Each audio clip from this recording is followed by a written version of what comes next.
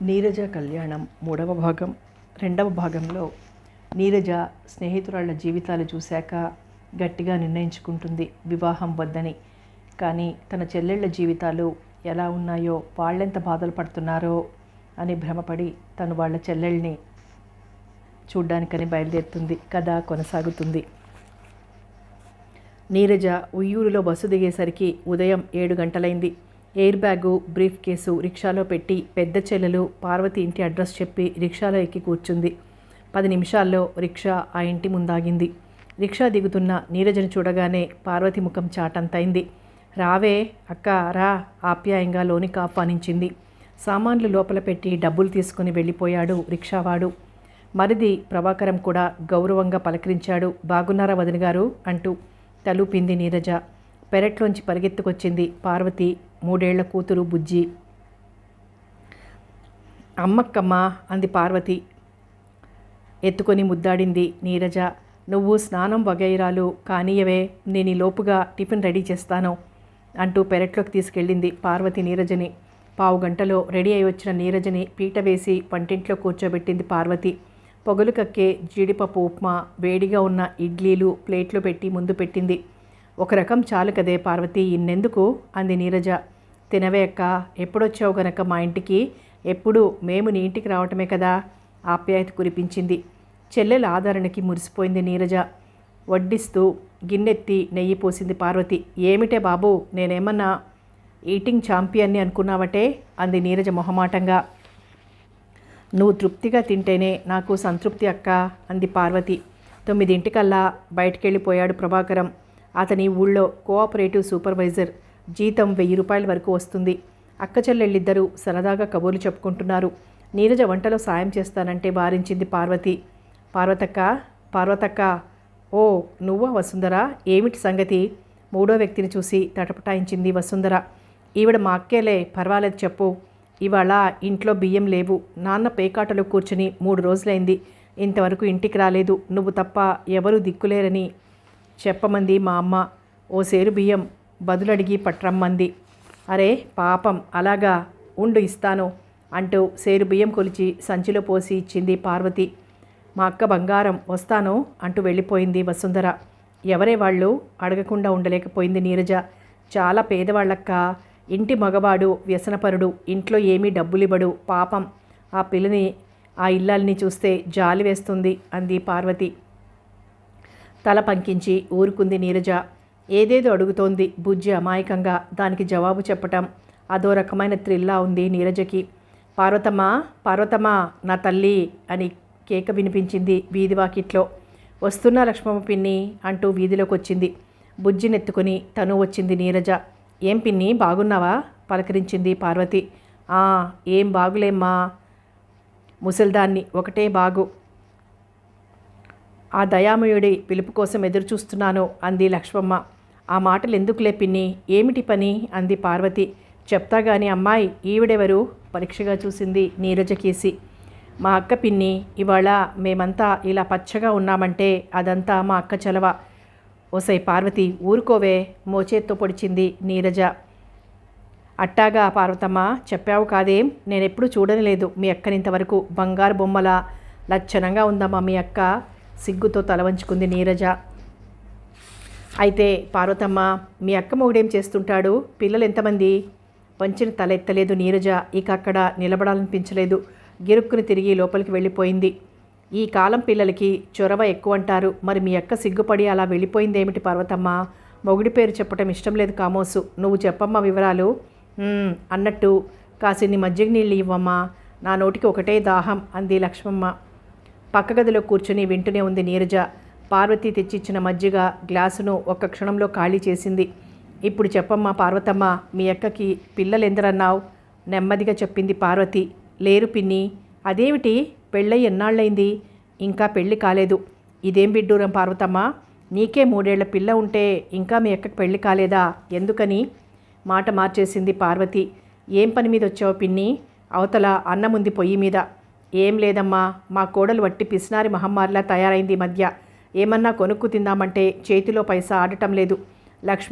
లక్ష్మీదేవి లాంటి దానివని పెద్దముండ మీద జాలి తలిచి ఓ 5 రూపాయలు దయచేయమ్మా, నీ పేరు చెప్పుకుంటాను అంది లక్ష్మమ్మ. నా పేరు చెప్పుకోనవసరం లేదు కానీ ఇదిగో 5 రూపాయల నోటు ఇంట్లోంచి తీసుకొచ్చి ఇచ్చింది పార్వతి. 100 దీవెనలు అందిస్తూ వెళ్ళిపోయింది లక్ష్మమ్మ. ఏదో మాట్లాడబోతున్న నీరజని తన మాటలతో అడ్డుకుంది పార్వతి. విన్నావుగా అక్క అమ్మలక్కల విమర్శలు, నా మాట విని త్వరగా పెళ్లి చేసుకో అక్క, నువ్వు కూడా హాయిగా పెళ్లి చేసుకుంటే చూడాలనుంది. జవాబివ్వలేదు నీరజ. చిరునవ్వు నవ్వి ఊరుకుంది. ఆ పైన రెట్టించలేదు పార్వతి. ఓ గంటలో వంట అయిపోయింది. భోజనానికి రాక్క, మరిదిగారిని రానియవే. సరే, ఆయనతో పెట్టుకుంటే మనం తిన్నట్టే. రోజు 1 గంట 2, 2:30 ఇలా అవుతుంది ఆయన వచ్చేసరికి. ఒక్కొక్క రోజు రానే రారు. ఏ పార్టీయో తీసుకువెళ్తాడు భోజనానికి. అయితే బుజ్జికి నాకు వడ్డించు. పీట మీద కూర్చొని తన పక్కగా బుజ్జిని కూర్చోబెట్టుకుంది. 2 కూరలు, 2 పచ్చళ్ళు, సాంబారు, చారు, పెరుగు వడ్డించింది పార్వతి. కబుర్లలో పడి సరిగ్గా గమనించలేదు. ఇన్నెందుకు చేశావే, ఇదేమన్నా హోటలా? మృదువుగా మందలించింది నీరజ చెల్లెల్ని. అదేంటక్క, రాక రాక నా అక్క నా ఇంటికి వస్తే తృప్తిగా భోజనం పెట్టకూడదా? ఆప్యాయంగా అంది పార్వతి. మారు మాట్లాడకుండా భోంచేసింది నీరజ. బుల్లి బుల్లి కబుర్లు చెప్తూ బుజ్జి కూడా పూర్తి చేసింది.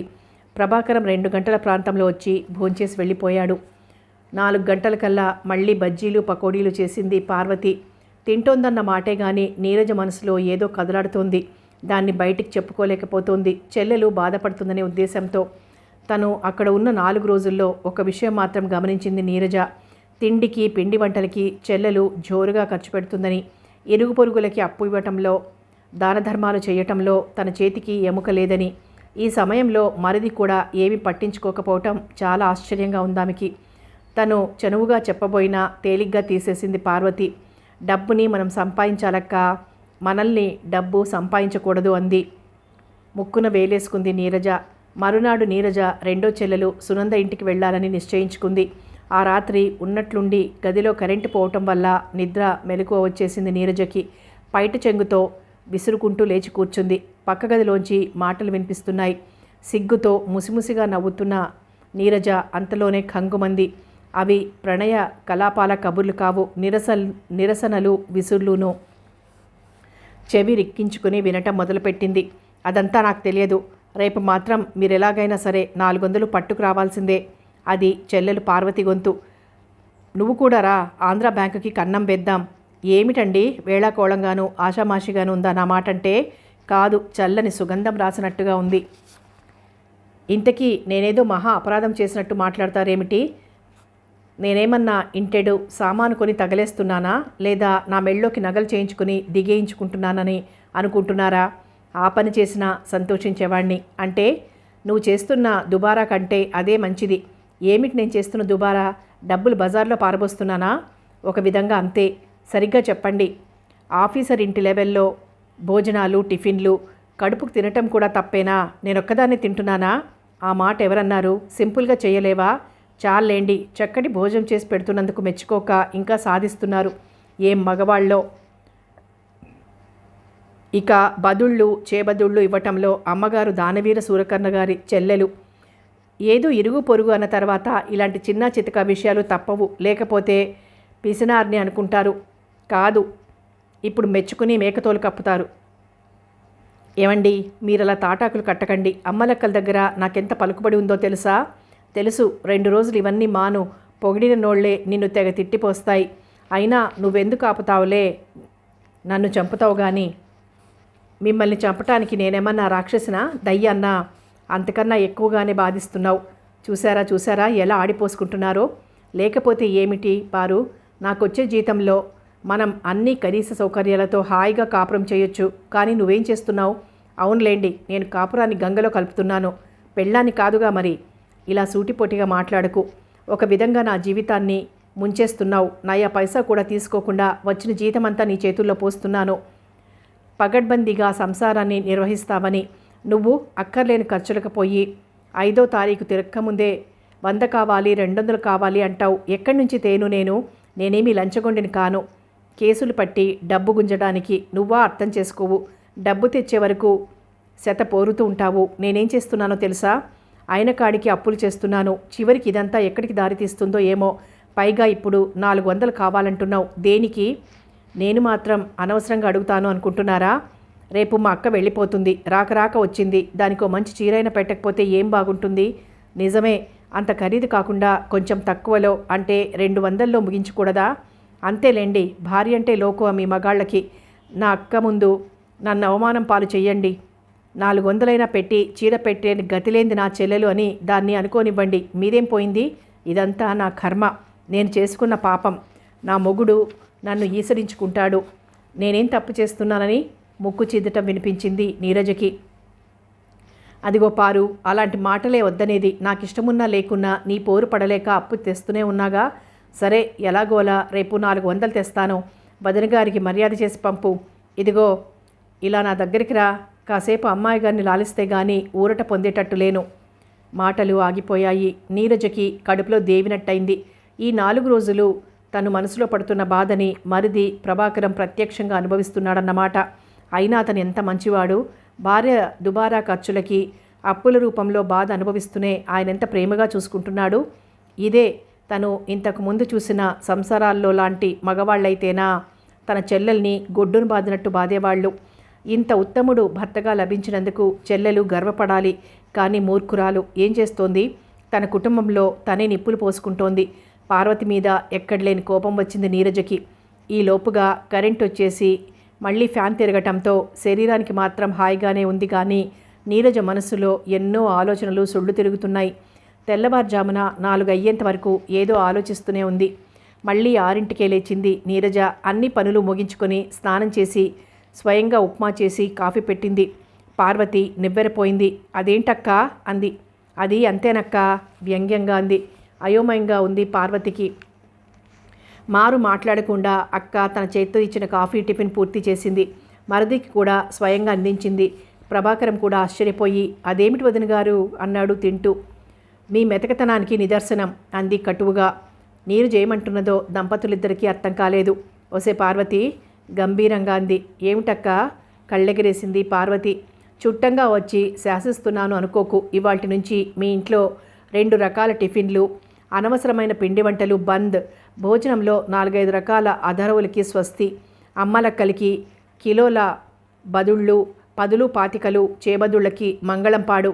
అక్క ఏమిట ఇదంతా? అదంతేలే మరిదిగారు. ఏమిటి వదిన గారు, మీరింక అస్సలు అప్పులు చేయకండి.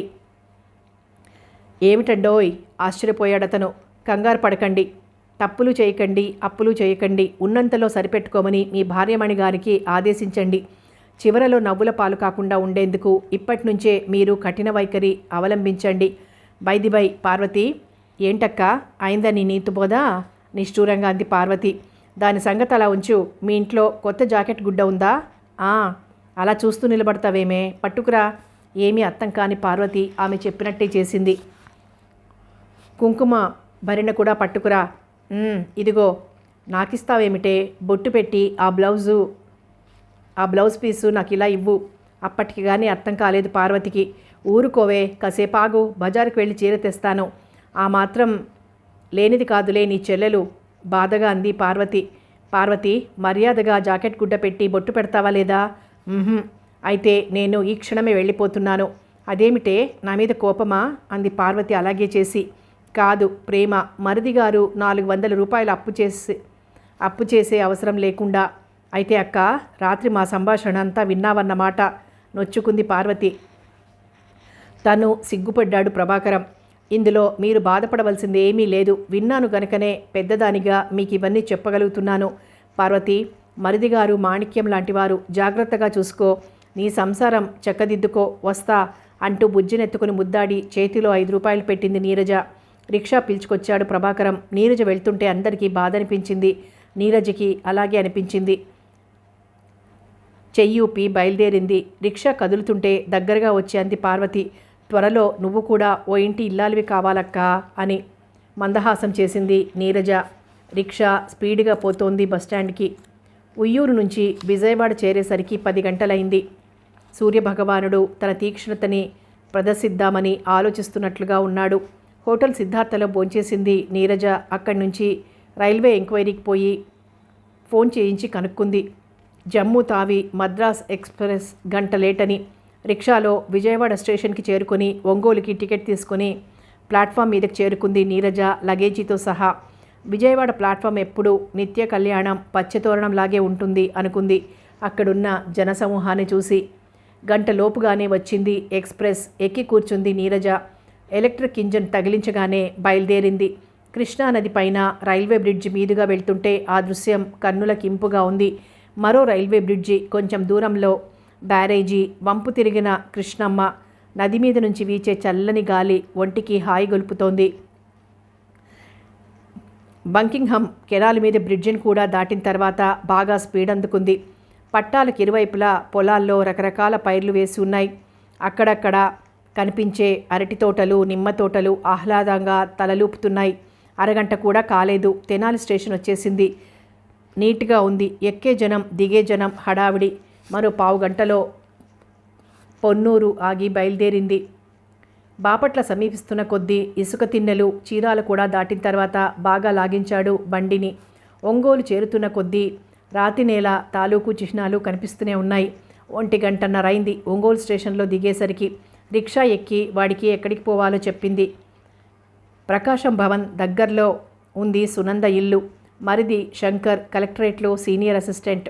రిక్షా దిగుతున్న నీరజను చూడగానే పరుగు పరుగున వచ్చి ప్రేమగా కావులించుకుంది సునంద. మా అక్కేనా లేక దేవతన్నా వచ్చి మా ఇంట బాలుతోందా అంది నవ్వుతూ. చాలేవే నీ వేళాకోళం, ఇంతవరకు రాలేదనేగా నీ నిష్ఠూరం, ఇప్పుడు వచ్చేసాగా చెల్లెలు వీపు ఆప్యాయంగా నిమురుతూ అంది. ఇదిగో రిక్షా అబ్బి, సామాన్లు ఇంట్లో పెట్టు అంటూ పురమాయించి నీరజని లోపలికి తీసుకెళ్ళింది సునంద. ఇదేనే మా పర్ణ కుటీరం చూడు అంది సునంద. నీరజ కాళ్ళు కడుక్కొని రాగానే పార్వతి ఇంటిలో మాదిరిగా కాక కనీస ఆధునిక సౌకర్యాలన్నీ ఏర్పాటు చేసుకుంది సునంద అనుకుని సంతోషించింది నీరజ. భోజనం ప్రయత్నాలు చేస్తుంటే వారించింది నీరజ. అందుకని టిఫిన్ చేసి పెట్టింది సునంద. అక్కా చెల్లెళ్ళిద్దరూ కుశల ప్రశ్నలు కబుర్లలో పడ్డారు. ఎప్పుడూ రాని అక్క తనంతట తానే రావడం ఎంతో సంతోషంగా ఉంది సునందకి. అంతూ పొంతు లేకుండా ఎన్నో విషయాలు ముచ్చటించుకున్నారు. మరిదిగారు నేనెలా చూస్తారే మాటల మధ్యలో అడిగింది నీరజ. అంటే ఎదురు ప్రశ్న వేసింది సునంద. ప్రేమగా అనురాగంగా అక్కకేసి ఒకసారి చూసి కళ్ళు దించుకుంది. ఏమిటే సరిగ్గా చూడడా, రాచి రంపాన పెడుతుంటాడా? అయ్యో రామ, అంత చక్కని ముఖానికి అర్ధసేరు పసుపు కుంకుమ అని ఆ మాత్రం చొరవ కూడానా? వివరంగా చెప్పు. ఒక్క మాటలో చెప్పాలంటే ఆయన జడ పదార్థమక్క. ఆయనలో స్పందన లేదు, చైతన్యం లేదు, సరదా లేదు, చనువు లేదు. ఓ మాట అడగనా సునంద?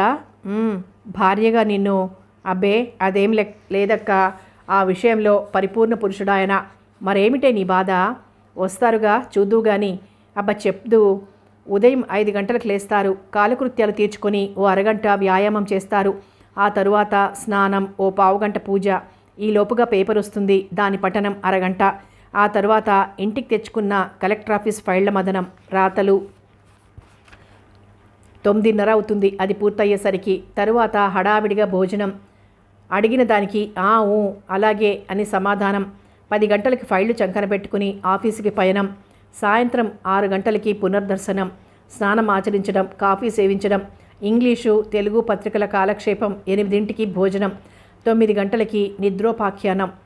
వారికి సరదా కలిగినప్పుడు భార్యలోని ఆడతనాన్ని పరామర్శించటం, పరాక్రమించటం. ఇదక్క నా సంసారంలోని సోయగం. నువ్వు కోరుకునేదేమిటి? భర్త నుండి చక్కటి లాలన, కులాసా కబుర్లు, సరదా షికార్లు, సినిమాకు వెళ్ళి వినోదం కొనుక్కుని రావటం, నలుగురిలో తన భార్యని మెచ్చుకోవటం.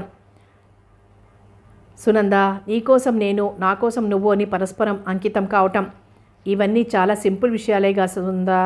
ఇంత చిన్న కోరికలే నాకు తీరటం లేదక్క.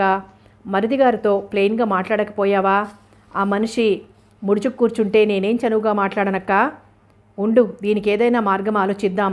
బయట స్నేహితులు, షికార్లు, దుబారా ఖర్చులు మొదలైనవేమైనా ఉన్నాయా? అవేం లేవక్క. ఆఫీసు ఇల్లే ఆయన లోకం. సరే. సాయంత్రం అయ్యేసరికల్లా వచ్చేశాడు శంకర్ ఫైళ్లను పట్టుకుని. హలో మరిదిగారు, కులాసాగా ఉన్నారా? నవ్వుతూ పలకరించింది నీరజ. తలూపి మీరు బాగున్నారా? సునంద, మీ అక్కగారి విషయమంతా స్వయంగా చూసుకో అంటూ లోపలికి వెళ్ళిపోయాడు. దొరగారు వచ్చి ఆజ్ఞలిస్తారు కదా అని మా అక్కకు మంచినీళ్ళు కూడా ఇవ్వలేదు ఇంతవరకు. వెళ్ళి మీ పనులు చూసుకోండి, నాకేం పాఠాలు నేర్పక్కర్లేదు అంది సునంద కటువుగా. మారు మాట్లాడకుండా వెళ్ళిపోయాడు శంకర్. నిర్ఘాంతపోయింది నీరజ. ఈమె ఇందాకటి నుంచి తనకు చక్కని కబుర్లు చెప్పిన సునందేనా అనిపించింది. సునంద పిలిచాడు శంకర్ పెరట్లోంచి.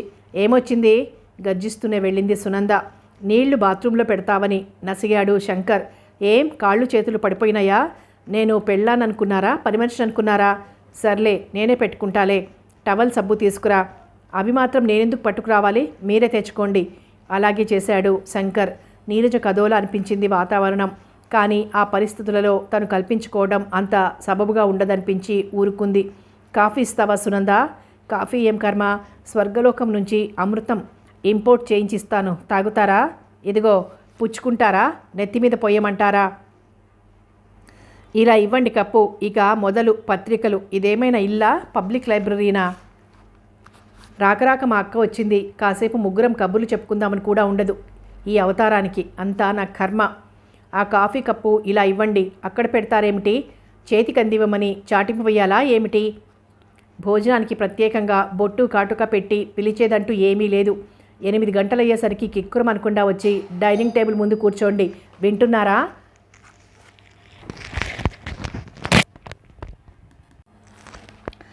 ఎక్కడి మనిషో, అడవి మాలోకం. ఒక ఉలుకు లేదు, పలుకు లేదు. ఏం మాట్లాడమంటావు? అన్నీ నువ్వే మాట్లాడేస్తున్నావుగా. అంటే నేను బట్టి చాటర్ బాక్స్ అనేగా మీ ఉద్దేశం?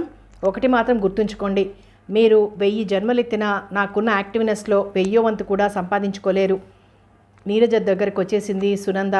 ఏదో అందామనుకుని నోటి వరకు వచ్చిన నీరజ ఊరుకుంది. 8 వంట పూర్తి చేసింది సునంద. భార్య మాట ప్రకారం డైనింగ్ టేబుల్ ముందు కుర్చీలో కూర్చున్నాడు శంకర్. రాక్క ముగ్గురం ఒకేసారి తిందాం అంటూ లోపలికి తీసుకెళ్ళింది. అన్నీ డైనింగ్ టేబుల్ మీద పెట్టి నీరజ పక్కన కుర్చీలో కూర్చుంది సునంద. అడుగుతున్న ప్రశ్నలన్నింటికీ ఏవో జవాబులు చెప్తోంది నీరజ. అక్క, ఏమిటి సునంద? అభినవ బుద్ధ భగవానుల వారిని నువ్వెక్కడైనా చూసావా? లేదు, యథాలాపంగా బదులు చెప్పింది నీరజ.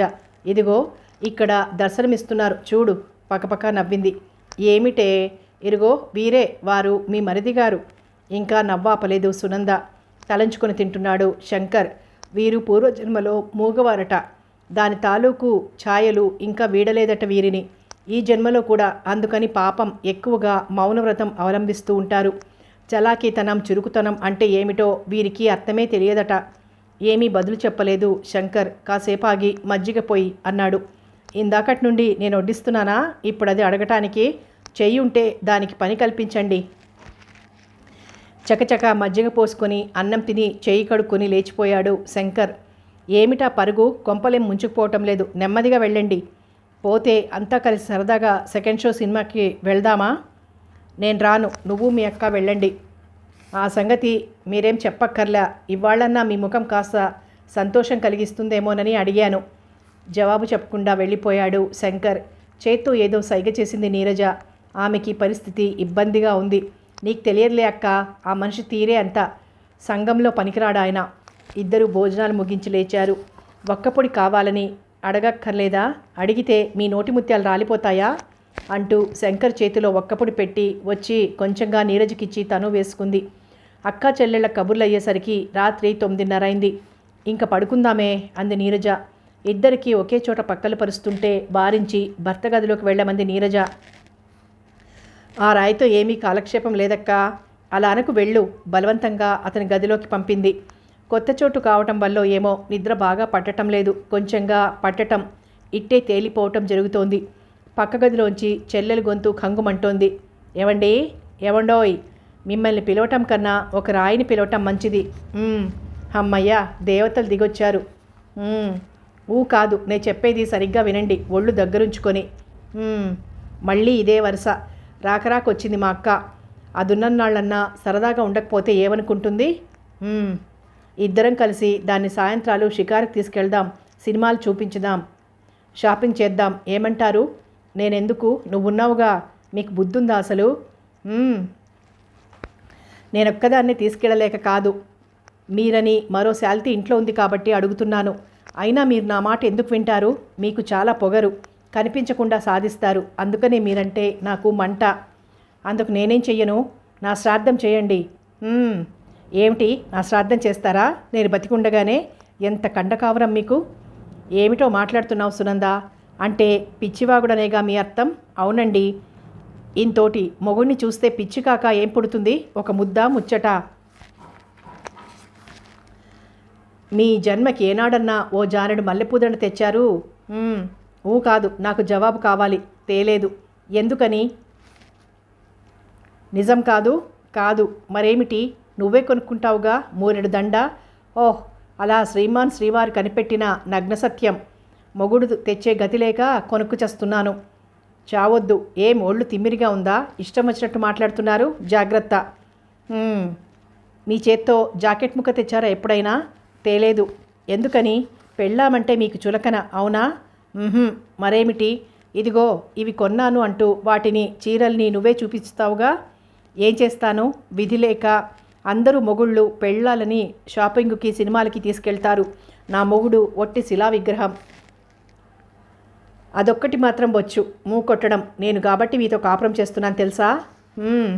నాకు మిమ్మల్ని చూస్తే ఏమనిపిస్తుందో తెలుసా? అవమానించాలనిపిస్తుంది. కానీ నాకు నిన్ను అభిమానించాలనిపిస్తుంది.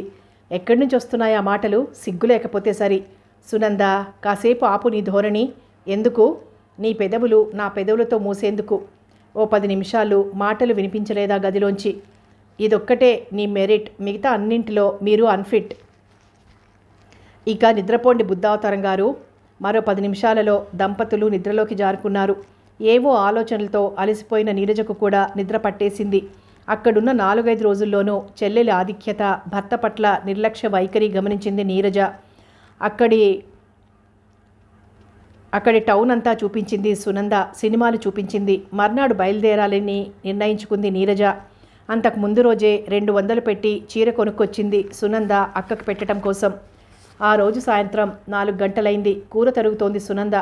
ఎలా మొదలు పెట్టాలా అని ఆలోచిస్తున్న నీరజ, సును అంది చివరికి. ఏమిటక్క? భార్యాభర్తల విషయంలో జోక్యం కలిగించుకోవడం అంత మంచిది కాదని తెలిసినా ఒక్క మాట చెప్పటం నా కర్తవ్యంగా భావిస్తున్నాను. నీకంటే పెద్దదాన్ని కాబట్టి. చెప్పక్క. మరిదిగారి విషయంలో నాకేమీ పొరపాటు కనిపించడం లేదు. అంటే తప్పంతా నాదనేగా అర్థం? నీరజ బదులు చెప్పలేదు. అంతేలే అక్క, నువ్వు కూడా నన్నే అంటున్నావు. మనసు విప్పుకొని నీతో చెప్పుకోవటం కూడా తప్పైపోయిందన్నమాట. అలా అనుకోకు. నువ్వు పరాయిదానివి కాదు, సొంత చెల్లెలివి. అందుకే ఇంత ఇదిగా చెప్పాల్సి వస్తోంది. ఏమిటో కానీ మరి ఈ రోజులలో ఎంతోమంది మగవాళ్లతో పోల్చి చూస్తే మరిదిగారు 1000 రెట్లు మంచివారిలా కనిపిస్తున్నారు. ఆఫీసు ఇల్లు తప్ప మరో వ్యాపకం లేదు.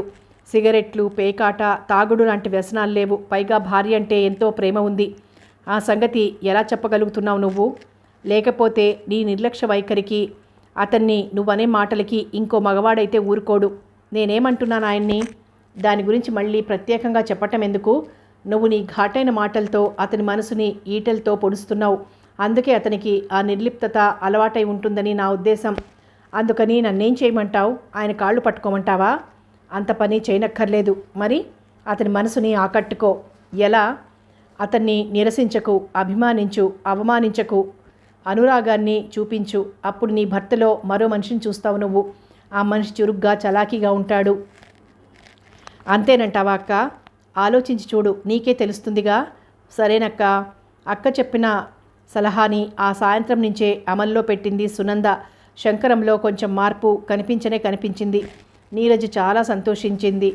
కొద్ది రోజులలో వీరిద్దరూ రాధామాధవులకి ప్రతీకలుగా తయారవుతారనుకుంది. మర్నాడు బయలుదేరుతూ త్వరలో పనసపండు లాంటి పుత్రరత్నాన్ని కనమని ఆదేశించింది చెల్లెల్ని. సిగ్గుతో మొగ్గైంది సునంద.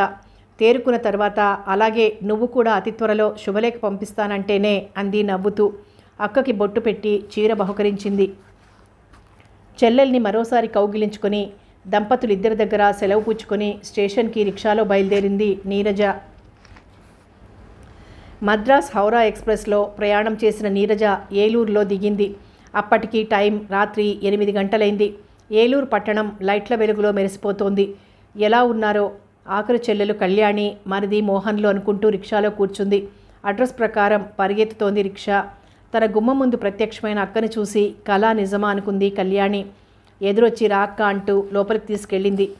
ఉత్తరమన్న రాయకుండా వచ్చేశావు? నాకు నమ్మశక్యంగా లేదక్క నువ్వు వచ్చావంటే అంది కాళ్లకు నీళ్లందిస్తూ. నవ్వేసింది నీరజ. మరిదిగారేరి అంది. అబ్బో, ఆయనకెన్ని రాచకార్యాలో. రాత్రి 10 గంటలైతే గాని ఇంటికి రారు. చివుక్కుమంది నీరజ మనసు. అంతవరకు ఏం చేస్తుంటారు? ఆఫీస్ 5 గంటలకే అయిపోతుందిగా. స్నేహితులు, కబుర్లు, కాలక్షేపాలు అన్నీ ముగించుకున్న తర్వాతే ఆయనకి భార్య, ఇల్లు గుర్తొస్తుంది. కీడు శంకించింది నీరజ మనస్సు. అయినా బయటపడకుండా, ఏమిటి విశేషాలు, కులాసాగా ఉన్నావా అంది మామూలుగా. నువ్వు భోంచేయక్క, వంట రెడీగా ఉంది అంది కళ్యాణి. అతన్ని కూడా రాని, చెప్పాగా 10 దాటాలి, ఎందుకు అంతవరకు, కానిచ్చేద్దాం. సరేనంది నీరజ. అక్క చెల్లెళ్ళిద్దరూ భోజనాలు ముగించారు కబుర్లు చెప్పుకుంటూ. మోహన్ కోసం అన్నీ సర్దిపెట్టి వచ్చింది కళ్యాణి. మోహన్ ఎండోమెంట్ ఆఫీస్లో పనిచేస్తున్నాడు. నీ ఉద్యోగం అది అంతా బాగుందా అక్క? ఓ, ఏమన్నా సంగతులు చెప్పక్క. ఏమున్నాయి? ఎలా ఉంది మీ కాపురం? ఎందుకులే అక్క, నీ మనసులో ఏదో తెలియని బాధ కనిపిస్తోంది. ఏమిటది కళ్యాణి? నాతో చెప్పవా? చెప్తానక్క, నీకుగాక ఎవరికి చెప్పుకుంటాను. కానీ ఈ విషయంలో నువ్వెంతవరకు సాయం చేయగలవా అని. నా సాయశక్తులా చేస్తాను, చెప్పు. నీకు తెలుసుగా, మీ మరిదిగారు మంచి మాటకారి, పైగా అందగాడు. అవును, అదే నా కొంప ముంచుతున్నాయక్క. ఏమిటి కళ్యాణి నువ్వనేది? అవునక్క, ఆయన చక్కగా కబుర్లు చెప్తారు. దాంట్లో ఆయనకి ఆడ మగ అనే తేడా ఏమీ లేదు. గమ్మత్తేమిటో తెలుసా? ఆయన కబుర్లు చెప్తుంటే ఆడవాళ్ళు ముగ్ధులైపోతారు. తన మాటలతో అందరినీ ఆకట్టుకుంటారు, అవుననిపిస్తారు. అయితే ఏమిటి? ఆయనతో మాట్లాడుతుంటే ఆయన చెప్పేది నిజమో కాదో తేల్చుకోలేమక్క. అంటే ఉదాహరణకి రోజు రాత్రి 10 గంటలకు ఇంటికి వస్తుంటారు.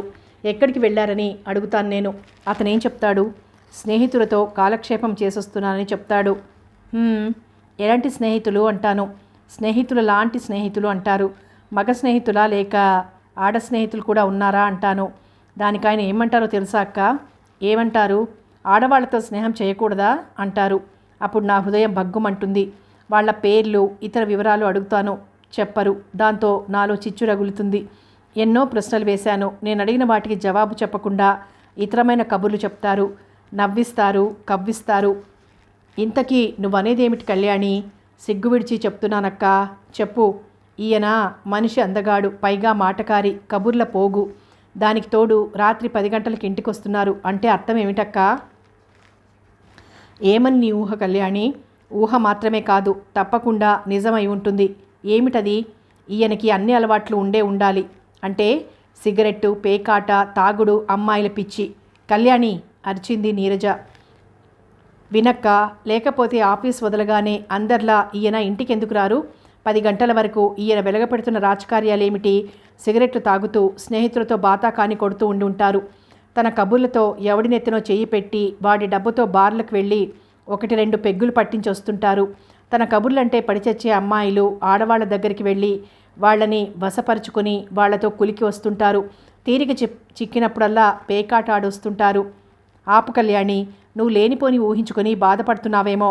సిగరెట్ తాగి వస్తే వాసన తెలుస్తుంది కదా. అమ్మ, ఆయన తెలివి తక్కువ వారు కాదు. ఏలక్కాయ వేసుకొని వస్తారు. సరే, తాగితే కంపు కొడుతుందిగా. తన డబ్బుతో కాదుగా తాగేది. ఖరీదైన సరుకు వాసన తెలియంది తాగుతారు. పైపెచ్చు వాసన తెలియకుండా ఉండటానికి కెమికల్స్ వాడొస్తారు. పేకాట ఆడిన రోజు డబ్బులు పోవటమో రావటమో జేబును బట్టి తెలుస్తుందిగా. అవన్నీ నాకు తెలియకుండా చేయగలిగిన, దాచుకోగల సమర్థులు. కనీసం అమ్మాయిల విషయంలోనన్నా మీ ఆయన ధోరణి పసిగట్టలేవా? అయ్యో, ఈయన ఘటన సమర్థులక్క. మినుములు తింటూ గోధుమలు అని నమ్మించగల నటనా ప్రవీణులు. అమ్మా, చెల్లి అంటూనే ఆడవాళ్ళని తన కౌగిల్లోకి రప్పించుకోగల దిట్ట. పట్టుపడకుండా, ఆచూకీ తెలియకుండా ఏమైనా చెయ్యగల నిపుణులు. నిన్నెలా చూస్తాడు? దానికేం లోటు లేదు. పూలు తెస్తారు, చీరలు కొనిపెడతారు, అడిగితే సినిమాకి తీసుకెళ్తారు. నా కోపాన్ని నవ్వుల కబుర్లతో పోగొడతారు. అంత మాత్రాన నేనేమీ పిచ్చిదాన్ని కాదులే. ఆయన్నెలా అణచాలో నాకు బాగా తెలుసు.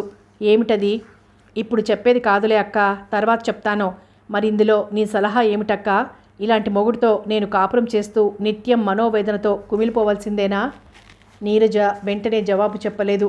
ఏదో ఆలోచిస్తూ ఉండిపోయింది. ఇదొక వింత సమస్యలా ఉందామెకి. మధ్య మధ్యలో కళ్యాణి ఏదో అడుగుతున్నా పరధ్యానంగానే సమాధానాలిస్తోంది. మోహన్ ఇంత వంచకుడా? ఎంత నగనాచులా కనిపిస్తాడు పైకి. ఈ విషయంలో తన జోక్యం కలిగించుకొని తీరాలి. అతన్ని సరైన దారిలో పెట్టాలి. లేకపోతే జీవితాంతమంతా ఇలా కుమిలిపోతూనే ఉంటుంది కళ్యాణి. 10 గంటలకల్లా వచ్చేశాడు మోహన్. వస్తూనే, హల్లో వదిన గారు, సుస్వాగతం. ఏమిటిది? నేనేమన్నా కలగంటున్నానా? మీరు నా శ్రీమతికి సాక్షాత్తు సోదరీమణులు దారి తప్పి ఫారిన్ నుండి ఇండియా వచ్చినట్టుగా హైదరాబాద్ నుంచి ఏలూరు విచ్చేశారా? కారణం ఏదైనా కానియండి, అందుకోండి నా నమోవాకములు అన్నాడు నవ్వుతూ. అప్రయత్నంగా తను నవ్వేసింది నీరజ. బలవంతాన నవ్వాపుకుంటూ అంది, మీరు బాగున్నారా? ఓ, ఈరోజు వరకు మీ చెల్లెలు గారి పాలన పోషణలో నిర్వికారంగా నిరాటంకంగా సాగిపోతోంది మా సంసార నౌక. జస్ట్ 1 మినిట్, డ్రెస్ చేంజ్ చేసుకొస్తానంటూ అటుగా వెళ్ళాడు. ఏమిటే కళ్యాణి, అతనింత సరదాగా ఉంటేనో? గుసగుసగా అంది నీరజ. ముందే చెప్పాగా అక్క, ఆయన ముఖం, కళ్ళు, ముక్కు కూడా చక్కటి మాటలు చెప్పగలవు. అంత మాత్రాన ఆయన మీద అప్పుడే ఒక నిర్ణయానికి రాకు. కాబోలు అనుకుంది నీరజ. డ్రెస్ మార్చుకుని బాత్రూమ్కి వెళ్ళి కాళ్ళు చేతులు ముఖం కడుక్కొచ్చాడు మోహన్. భోజనానికి కూర్చున్నాడు. ఇప్పుడు చెప్పండి వదిన గారు, ఎలా ఉంది మీ హైదరాబాద్ నగరం? పాలిటిక్స్తోనూ ఎండలతోనూ వేడెక్కిపోతోందా? అరే కళ్యాణి, మాటల్లో మర్చిపోయాను, మీ అక్కగారికి భోజనం పెట్టావా? అన్నట్టు నువ్వు కూడా తిన్నావా? సారీ వదిన గారు, ఇంటికి వచ్చిన చుట్టాన్ని వదిలిపెట్టి తిండి ఓ పట్టుపడదామని కూర్చోవడం నా అవివేకానికి అజ్ఞానానికి తార్కాణం. ఏమంటారు? ఏమీ అనను, మీ ఇంట్లో ఈ పూట తినను. అతని కలుపుగోలు ధోరణికి ముచ్చటపడ్డ నీరజ తను సరదాగానే అంది.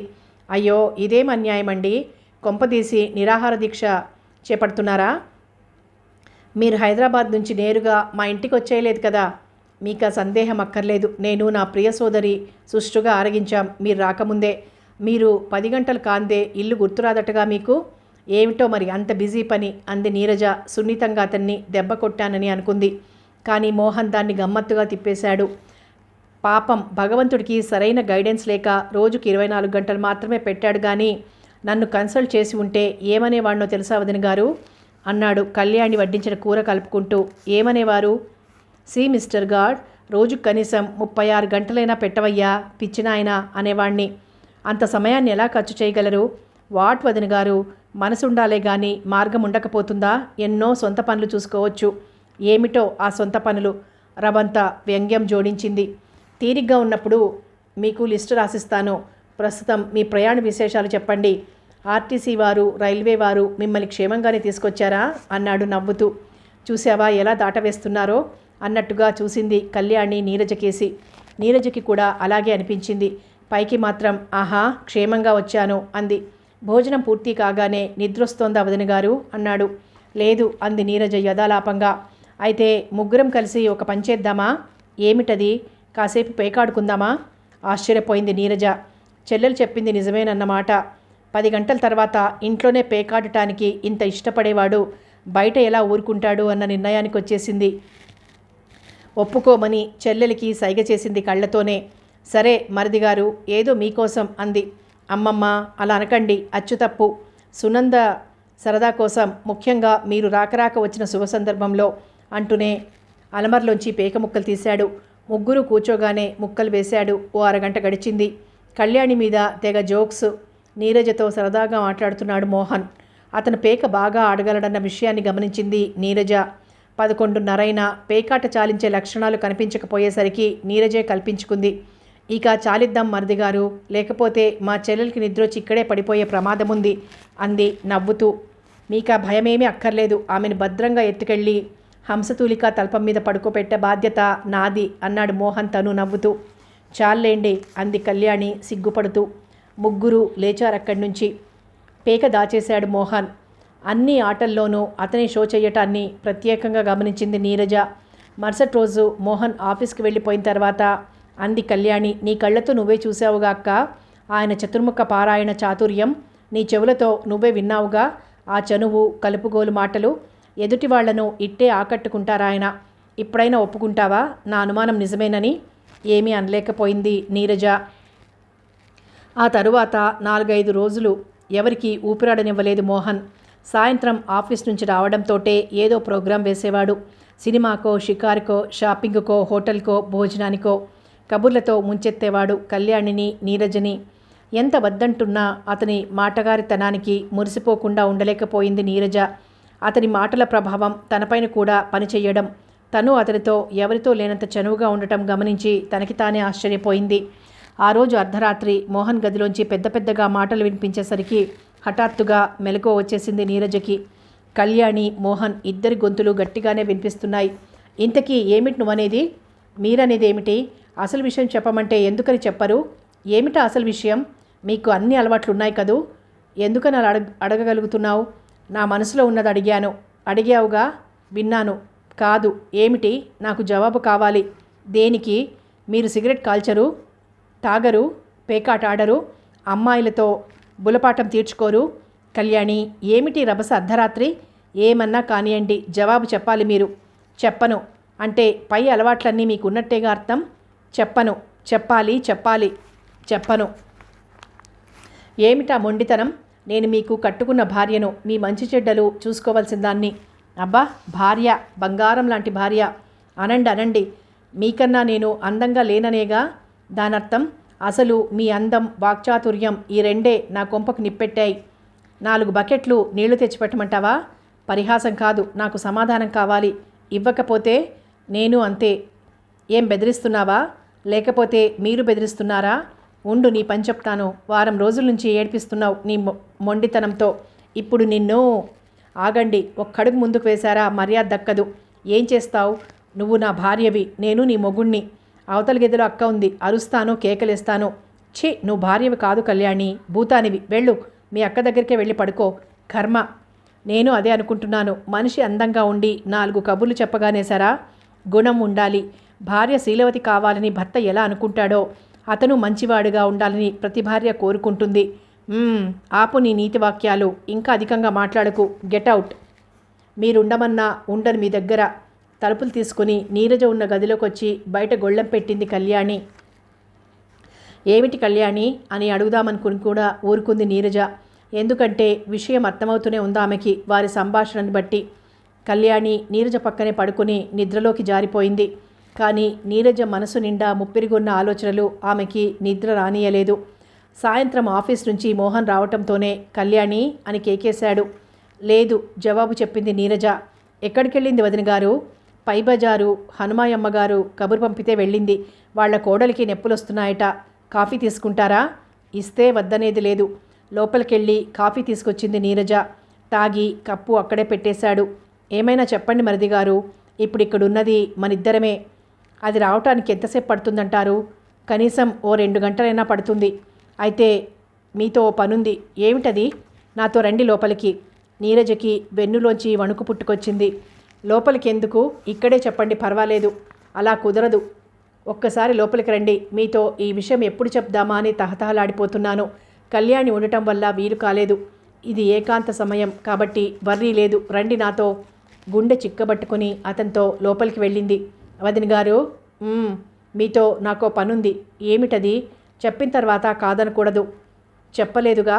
తన గుండె వేగంగా కొట్టుకోవటం గమనించింది నీరజ. ఒప్పుకోవాలి మరి. అసలేమిటో చెప్పండి. నాకు తొందరగానే ఉంది. ఏది?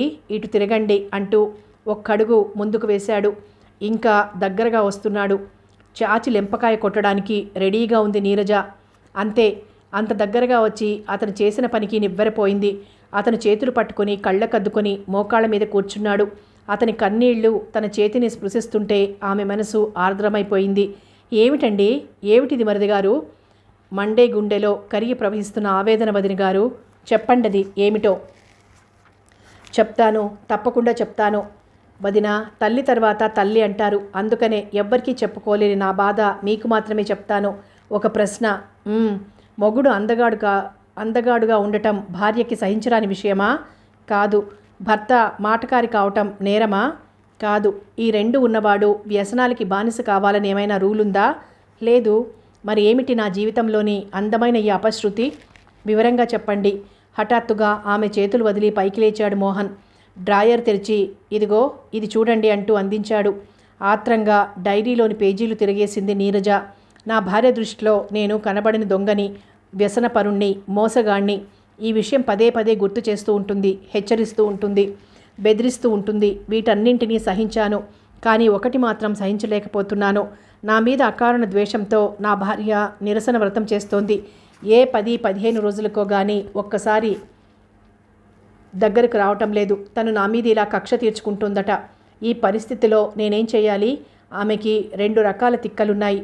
తనకు తెలియదు, చెప్తే వినిపించుకోదు.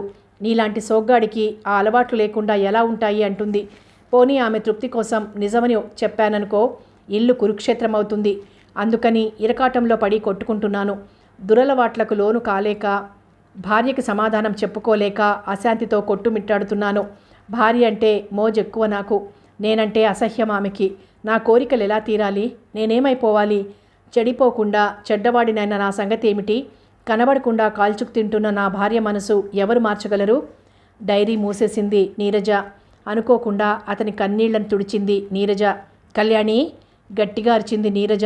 అదేమిటి వదిన గారు, కళ్యాణి లేదన్నారుగా? ఆశ్చర్యపోయాడు మోహన్.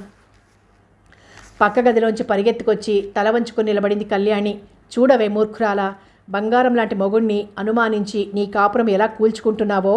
మరిదిగారు సానబట్టిన వజ్రం లాంటివారు. ఇదిగో ఈ డైరీలో రాసుకున్న చదివి అతని కాళ్ల మీద పడు. అలాగే చేసింది కళ్యాణి. నన్ను క్షమించండి అంటూ. ఏమిటిదంతా కళ్యాణి? అయోమయంగా ఉంది మోహన్కి. అక్క ఒప్పుకోకపోయినా బలవంతంగా ఒప్పించి నేనే మీకు పరీక్ష పెట్టించాను. మీరు పరస్త్రీల విషయంలో వ్యసనపరులని రుజువు చేయటానికి. చాటుగా మీ మాటలను విని మీ చేష్టలు గమనించిన నేనే దారుణంగా ఓడిపోయాను. మిమ్మల్ని అనుమానించినందుకు నన్ను నేనే అవమానించుకుంటున్నాను అంటూ అతని కాళ్ల మీద వారిపోయింది. వారించి లేవనెత్తాడు మోహన్. ఆ రోజల్లా ఆ ఇంటిలో సంతోషం గంతులేసింది. ఆ రాత్రి చెల్లెలు గదిలోంచి వినిపిస్తున్న కిలకిలలు విని పొంగిపోయింది నీరజ. మరుసటి రోజు ఉదయం 9 గంటలకల్లా భోంచేసిన తర్వాత బయలుదేరింది నీరజ. మోహన్, కళ్యాణిలు కృతజ్ఞతగా వీడ్కోలు చెప్పారు. కథ కొనసాగుతుంది.